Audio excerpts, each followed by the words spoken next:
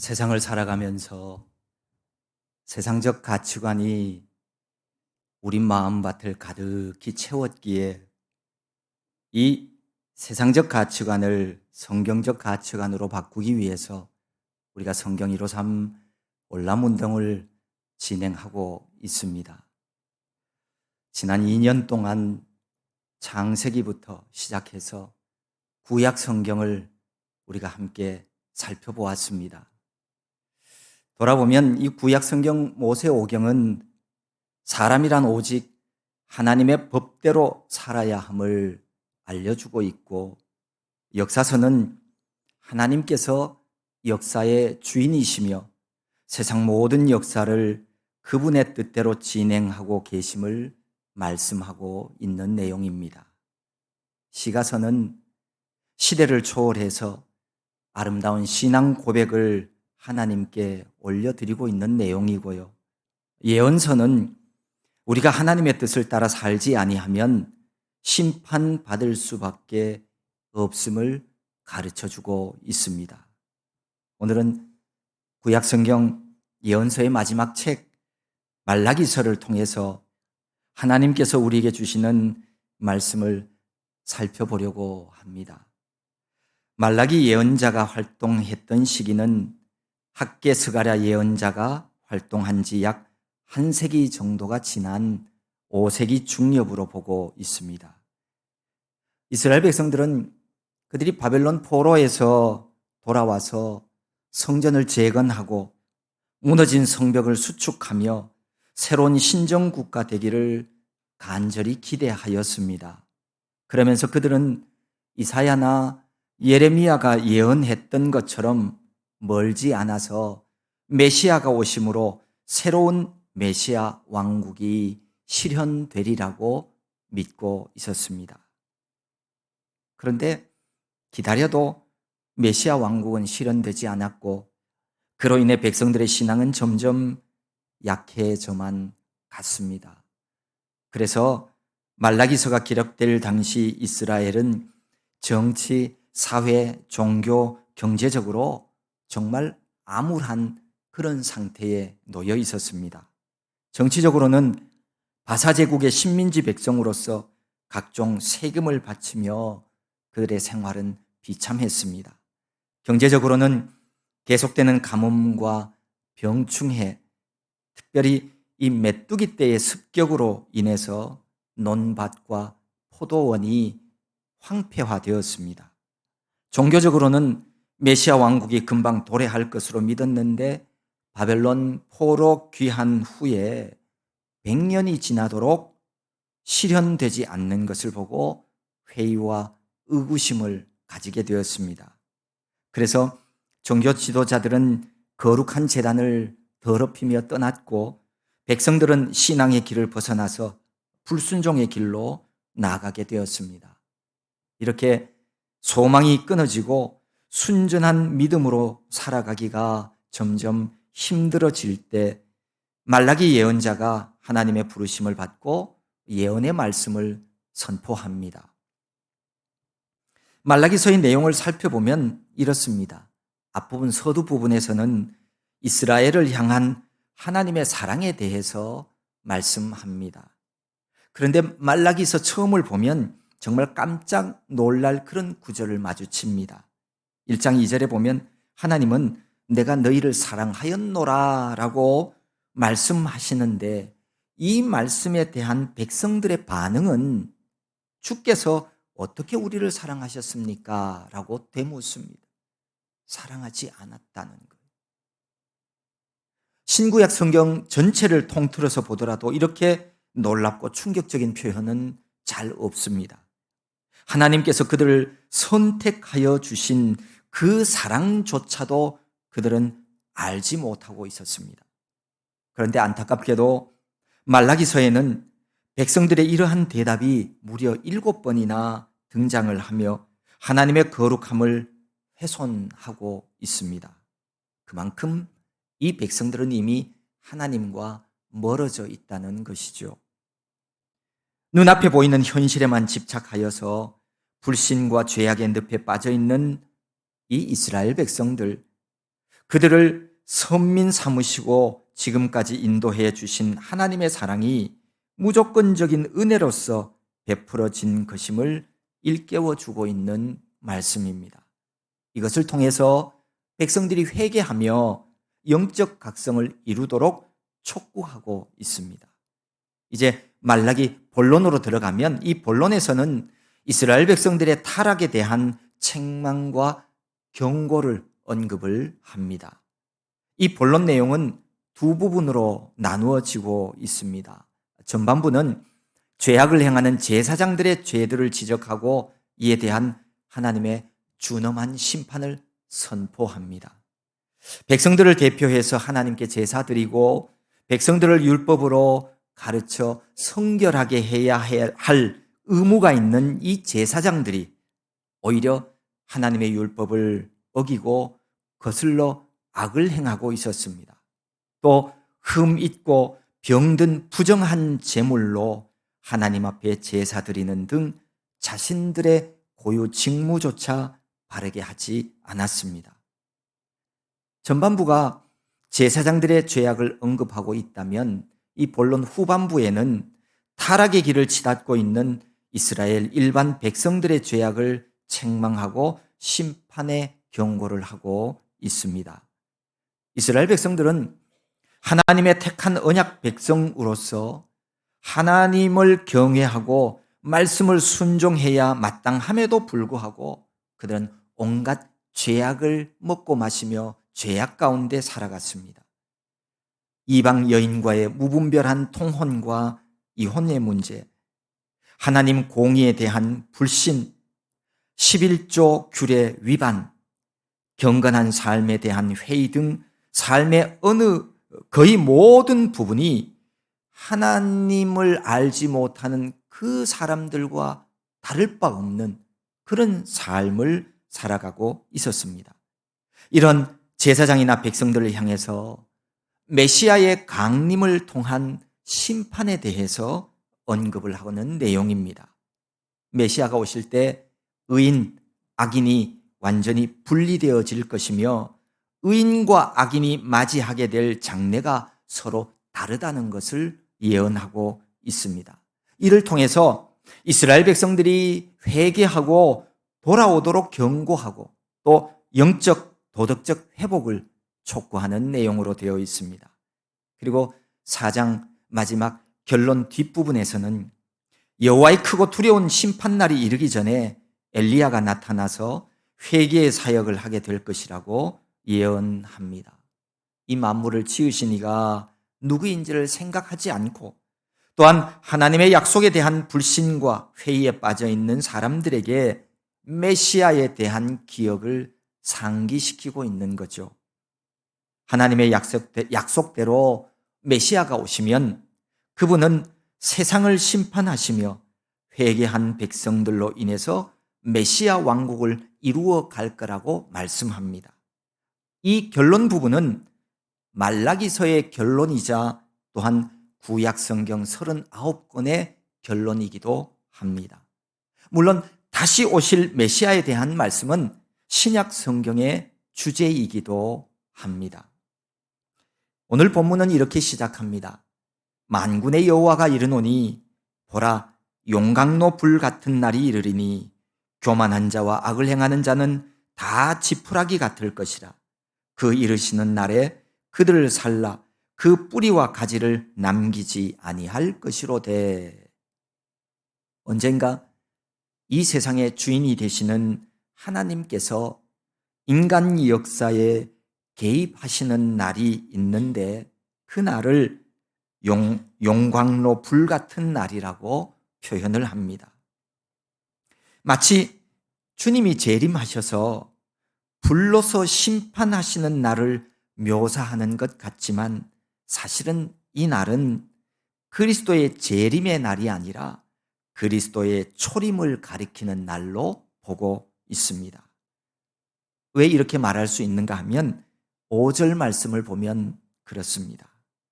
보라 여호와의 크고 두려운 날이 이르기 전에 내가 선지자 엘리야를 너희에게 보내리니.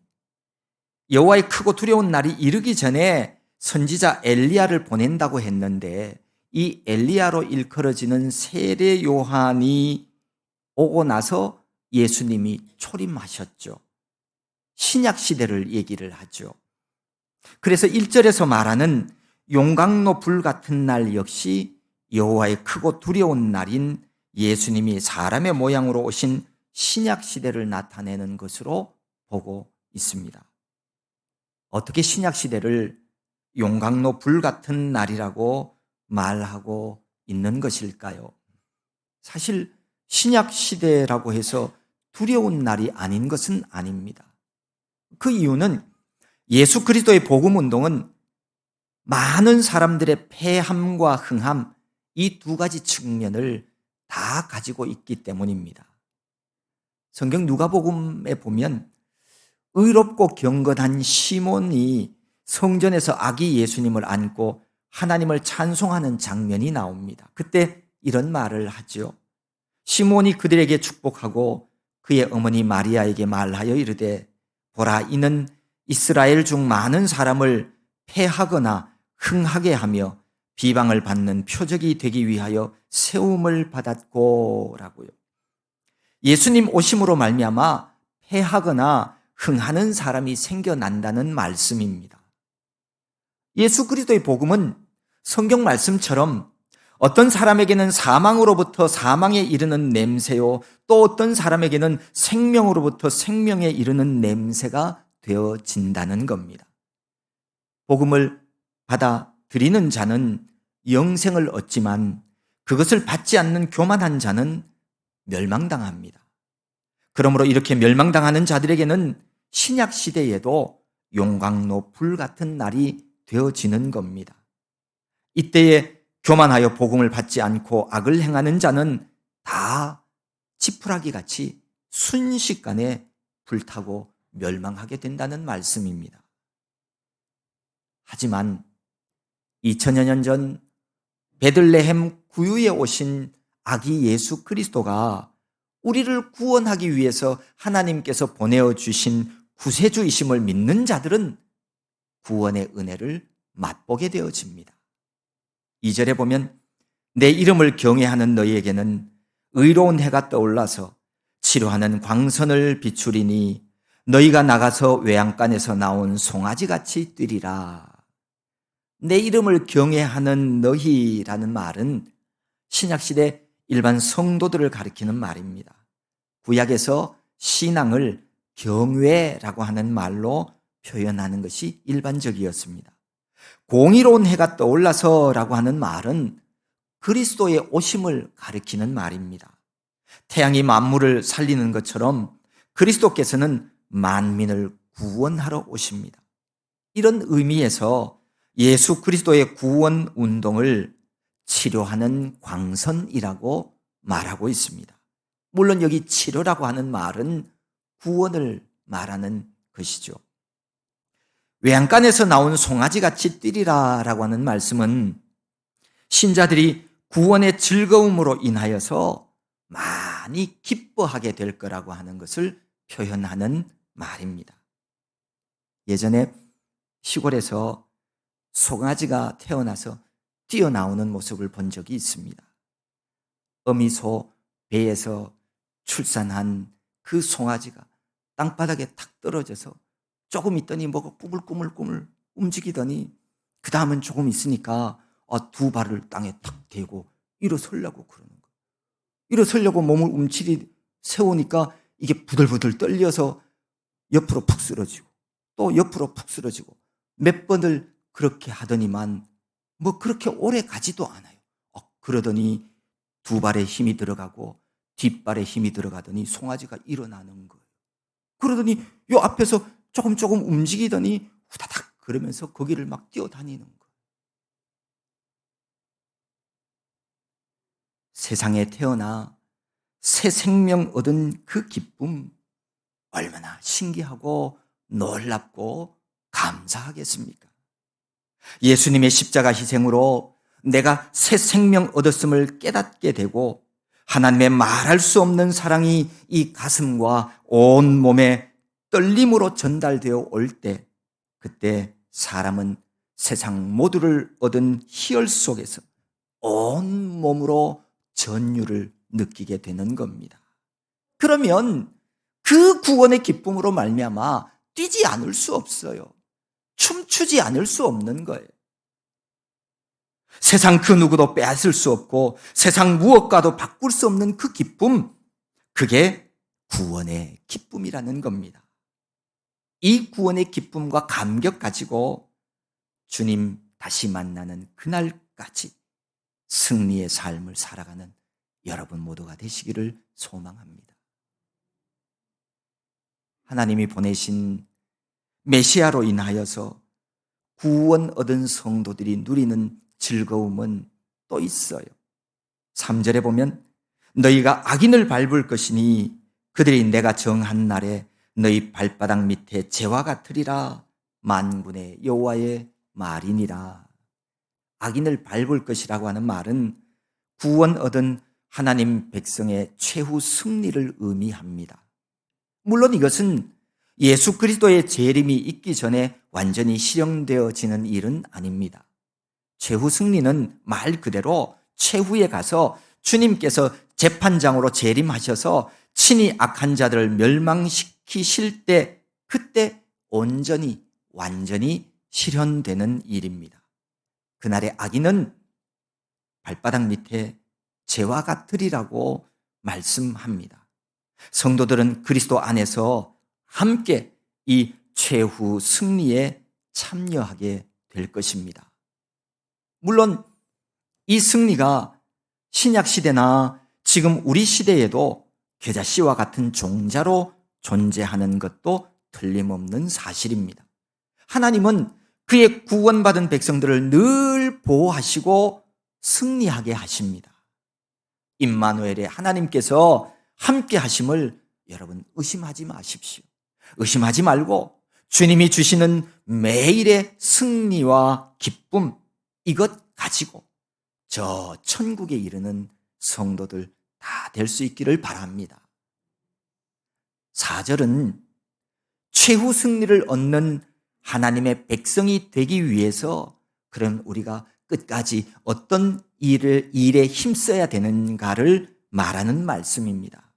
너희는 내가 호렙에서 온 이스라엘을 위하여 내 종 모세에게 명령한 법 곧 율례와 법도를 기억하라. 하나님은 선지자 말라기를 통해서 모세에게 명령했던 율법을 다 지키라고 명령하십니다. 율례와 법도를 기억하라고 하는 말씀은 단순히 그냥 생각하라는 것이 아니라 기억하며 그렇게 살아가라는 것입니다. 다시 말해서 지켜 행하라는 명령입니다. 율례와 법도는 모세에게 주신 율법, 곧 하나님의 말씀을 의미하고요. 이렇게 율법을 백성들에게 지키라고 말씀하신 이유는 그 시대가 심히 부패하여서 백성들이 하나님이 주신 율법을 지키지 않고 있었기 때문입니다. 만약 우리 시대에도 마찬가지입니다. 하나님이 주신 말씀을 지켜 행하지 않고 있다면 반드시 지켜 행하는 자가 되어야 합니다. 장차 오실 메시아를 내다보고 있던 말라기 선지자는 메시아를 맞이할 사람들이 준비해야 할 것이 회개하고 하나님의 율법을 순종하는 일이라고 하는 사실을 말씀해 주고 있는 겁니다. 하나님의 나라를 소망하는 자는 반드시 하나님의 법을 지키며 살아가야 합니다. 그리스도께서 오시는 크고 두려운 날이 오기 전에 세례 요한을 먼저 보낸 목적도 이와 같이 준비 때문입니다. 준비하라는 거예요. 5절에 보면 보라, 여호와의 크고 두려운 날이 이르기 전에 내가 선지자 엘리야를 너희에게 보내리니. 앞에서 얘기했듯이 이 선지자 엘리야는 세례 요한을 가리킵니다. 예수님께서 사람들에게 세례 요한에 대해 말씀하실 때 이런 말씀을 하셨어요. 기록된 바 보라, 내가 내 사자를 내 앞에 보내노니 그가 내 길을 내 앞에 준비하리라 하신 것이 이 사람에 대한 말씀이니라 라고 예수님이 꼭 집어서 세례 요한이라고 가르쳐 주셨어요. 세례 요한을 엘리야라고 하는 이유는 그들의 사역 성격이 비슷하기 때문입니다. 누가복음 1장 말씀을 보면 천사가 세례 요한 아버지인 사가랴에게 이렇게 말합니다. 그가 또 엘리야의 심령과 능력으로 주 앞에 먼저 와서 아버지의 마음을 자식에게 거스리는 자를 의인의 슬기에 돌아오게 하고 주를 위하여 세운 백성을 준비하리라. 세례 요한이 주님 오실 길을 준비하기 위해 앞서 보낸 엘리야가 분명합니다. 세례 요한이 먼저 와서 하는 일이 뭐냐 하면 6절에서 기록하고 있어요. 그가 아버지의 마음을 자녀에게로 돌이키게 하고 자녀들의 마음을 그들의 아버지에게로 돌이키게 하리라. 돌이키지 아니하면 두렵건대 내가 와서 저주로 그 땅을 칠까 하노라 하시니라. 당시 유대 사회는 정말 우려할 만큼 타락의 길을 걸어가고 있었어요. 그래서 부모가 자식을 진실하게 사랑하지 않았어요. 자식은 부모에게 순종하지도 않았어요. 그래서 세례 요한이 나타나서 그런 도덕적인 타락을 돌이키게 한다는 그런 뜻입니다. 도덕적 타락에서 돌이키는 개혁이 있다고 하더라도 그것이 물론 반드시 신앙적인 회복으로 이어지는 것만은 아닙니다. 하지만 신앙 회복 운동이 일어날 때에 그것을 영접하고 받아들일 준비는 될 수 있는 거예요. 무슨 얘기냐 하면 복음을 듣고 하나님의 말씀을 들어도 그것을 복음으로 받아들일 수 있는 사람이 인격을 갖춘 사람이라는 거예요. 타락하고 그 도덕적으로 윤리적으로 돌아오지 못한 사람은 그것조차도 받아들이기가 힘들다는 거예요. 그러니까 세례 요한이 이와 같은 도덕적인 개혁을 힘쓴 것은 사람들로 하여금 그 뒤에 오시는 메시아를 영접하게 하려는 것이었습니다. 윤리 도덕적인 사람이 꼭 신앙인이 되는 것은 아니지만 구원받은 영적인 사람들은 윤리 도덕과 먼 삶을 살아가지는 않습니다. 윤리 도덕적으로 무질서한 사람이 하나님의 거룩한 백성으로 살아갈 수 있는 것도 아닙니다. 없습니다.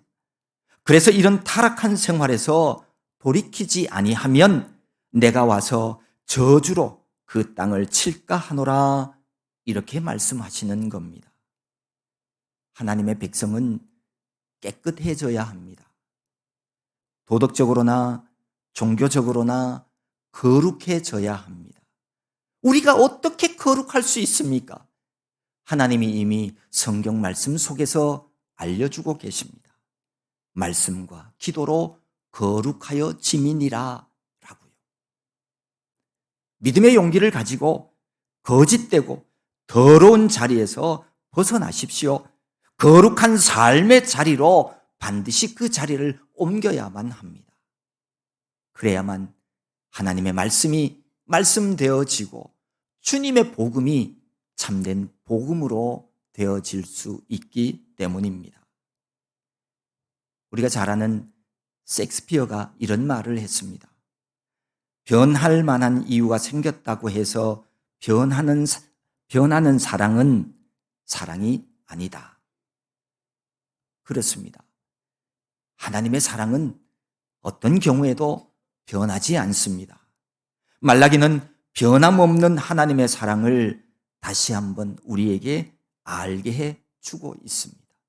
문제는 하나님이 아니라 우리 자신이 세상적 가치관으로 인해서 변질된 이런 사랑을 가진 우리가 고치고 다듬어 하나님 사랑에 응답하며 그 사랑 안에서 사는 자가 되어야 합니다.